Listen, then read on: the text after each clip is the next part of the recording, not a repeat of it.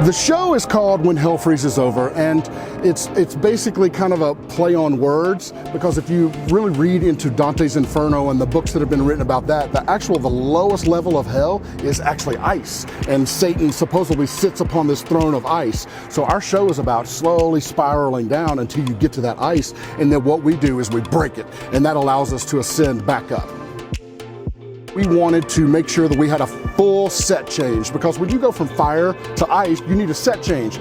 Unfortunately, our set is huge, right? So we had to figure out a way to be able to do that. So that's why we created that flyover. You know, the flyover, and when the flyover goes over, that's when we can change the props.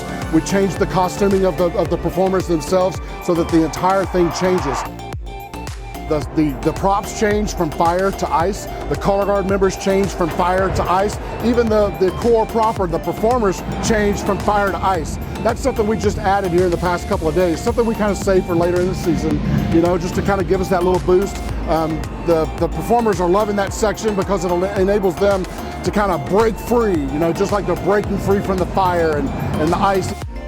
If you look at our props, they're pretty huge and they're all over the place, but believe it or not, they go into one 24-foot truck. So that's something that we thought about from the get-go, is how are we going to design them to fit to travel? How are we going to design them to get into multiple stadiums? Because sometimes we have huge walkways, sometimes we have small. So they're circles, but they break in half. So we can stack them like this to get through small venues. Sometimes we can go in and put them together, but it's a little latch.